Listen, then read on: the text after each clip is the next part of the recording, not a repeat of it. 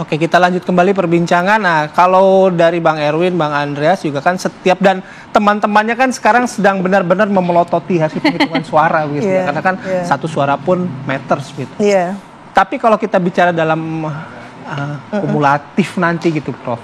Kalau Golkar jadi ketua DPR, apa yang terjadi? Kalau PDIP jadi ketua DPR, apa yang akan terjadi? Iya, gara-gara jaraknya terlalu tipis ya. Ini kan biasanya PDI Perjuangan kalau tahun pemilu 2019 kan lumayan di atas 20 gitu ya. Jauh. Sekarang ke 16 lah. Di sini ada 15-an gitu. Wah, ini ekspektasinya malah tinggi, hoping gitu. Jadi kalau sampai terjadi gitu, nanti Golkar gitu ya, lalu menang gitu pemilu legislatifnya, maka akan memimpin di DPR. Lah, apakah ini secara dari perspektif demokrasi, apakah ini akan menjadi satu katakan gitu ya, tatanan yang bisa berdampak positif terhadap pembangunan kita terhadap pemerintahan khususnya ya, pemerintahan yang good governance gitu. Menurut saya kurang. Karena apa? Diborong legislatifnya partai penguasa gitu ya, eksekutifnya partai penguasa. Tidak terjadi check and balances.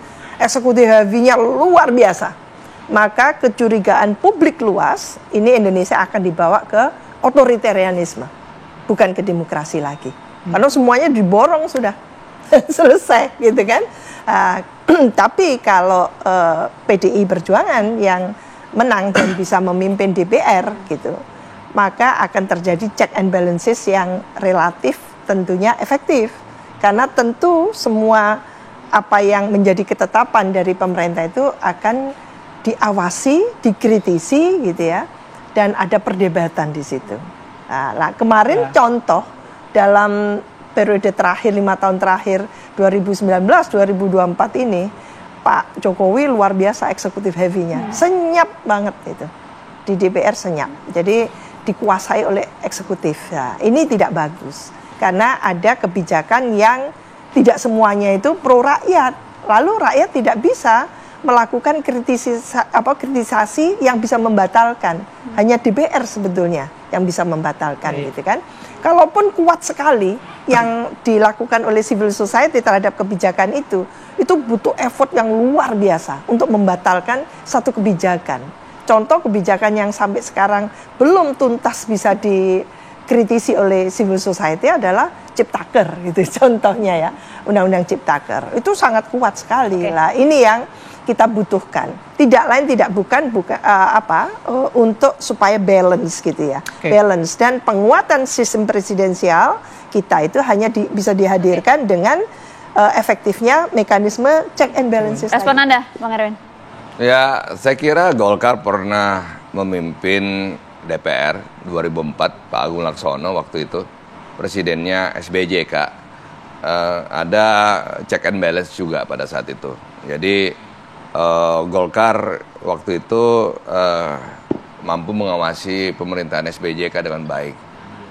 Golkar prinsipnya adalah pembangunan dan kesejahteraan masyarakat. Jadi selama itu tujuannya baik ya, tujuannya untuk pembangunan, saya kira kalau Golkar diberi kepercayaan sebagai ketua DPR, Golkar tentunya akan memberikan percepatan undang-undangnya direvisi, kemudian anggarannya juga diprioritaskan kepada pembangunan. Nah, buat Golkar itu yang menjadi kunci, karena Golkar ini adalah partai yang berkarya, jadi kita harus membangun.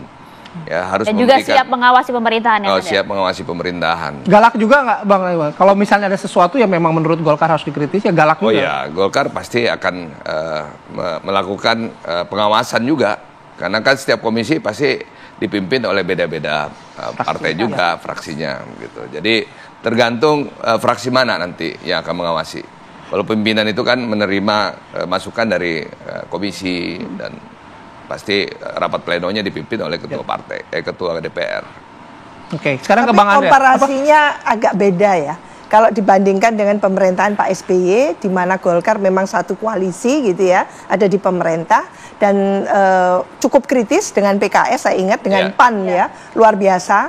Karena memang konteks waktu itu memungkinkan untuk justru mengkritisi dan seperti oposisi. Kenapa saat Bahkan, ini tidak? Kalau saat ini rasanya dengan prinsip melanjutkan semua programnya Pak Jokowi, mana mungkin akan mengkritisi gitu. Jadi karena sudah ada planning melanjutkan semuanya gitu kan, apa yang dilakukan. Nah ini saya tantang Mas Erwin supaya ada argumentasi lainnya gitu ya. Nggak bisa disamakan dengan tahun seperti itu, periode seperti itu. Siap mengkritisi Bang? Golkar selalu pasti akan melihat kalau kebijakan itu tidak pro rakyat, pasti kita akan pertanyakan. Dan tergantung komisi mana dulu, isu mana dulu nih ya. Tapi kalau itu isunya tujuannya pembangunan, tujuannya kesejahteraan rakyat, Golkar akan support. Oke, saya ke Bang Andreas. Bang Andreas, kalau kita kan tadi berandai-andai ya kalau Golkar jadi ketua DPR sudah terjawab. Kalau misalnya PDIP jadi ketua DPR berarti sudah pasti oposisi ya, Bang Andreas. Meskipun diksinya kurang disukai Bang Andreas. Iya. Mengkritisi lah ya. Gimana Bang? Ya ini pemilu pilpres pileg belum selesai, jadi apa yang disampaikan oleh Mbak Wiwik tadi ya teoritis ya seperti itu gitu. Tapi kita lihat perkembangan dinamika politik di Indonesia ini seringkali lebih cepat dari teori-teori yang ada gitu, mendahului teori gitu. Dan seringkali dinamika itu yang terjadi di tengah itu merubah konstelasi. Ini saya juga berbicara dari perspektif akademisnya gitu. Kita lihat pengalaman di 2014. Nah sekarang kita lihat perkembangan perjalanan antara Februari sampai dengan Oktober, ini masih dinamis juga gitu. Dan itu bisa merubah konstelasi-konstelasi yang ada gitu. Dengan peta. Kenapa? Karena dengan sistem presidensial, ya presiden dengan multi partai, ini juga bisa merubah banyak konstelasi yang ada. Baik di parlemen maupun di dalam perjalanan di eksekutif, di kabinet nanti. Jadi ya perkembangan ini akan menentukan perjalanan ke depan gitu. Dan kita tahu kekuasaan yang sekarang, kekuasaan dalam arti figuratif gitu, dalam arti person, ini berubah. Ke depan kan kalau misalnya apapun situasi dari hasil pilpres yang sekarang sudah dalam penghitungan ini, ya bukan yang sekarang yang berkuasa itu yang akan menjadi penguasa ke depan gitu. Jadi pasti akan ada perubahan-perubahan gitu. Dan dinamika itu bisa jadi lebih cepat dari apa yang kita pikirkan sekarang yang tadi Mbak Wiwi jelaskan gitu. Soal perubahan apa sih? Kok saya khawatir Bang Andre sebenarnya udah punya info tertentu gitu. Iya, dinamika apa yang akan terjadi nanti sih Bang? Nggak, ini kan berdasarkan pengalaman. Kalau kita lihat berpikir secara politis itu kan, berpikir secara akademis kan ada dua cara berpikir, deduktif dan induktif gitu. Kalau Mbak Wiwi tadi berpikir secara deduktif gitu, melihat dari teori yang ada, check and balances, teori politiknya gitu. Saya berpikir secara induktif gitu, melihat dari empiris perkembangan pengalaman di Indonesia gitu. Dan ini bisa merubah konstelasi gitu. Begitu Bayu, nanti ikut belajar di ini sekolah partai PDI Perjuangan juga.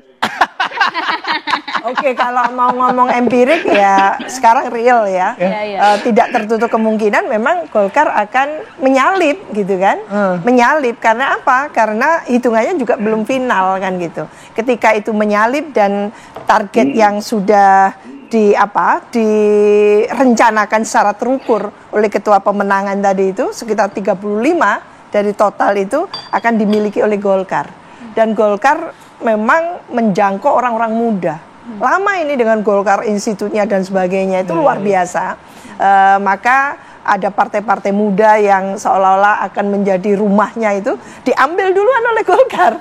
Karena Golkar memang leading dalam hal itu. Lah maka tidak tertutup kemungkinan memang Golkar akan menyalip dan secara alami dia bisa menjadi ketua DPR. Katakan seperti itu. Cuman apakah bisa Golkar itu menjamin perpolitikan kita itu sehat?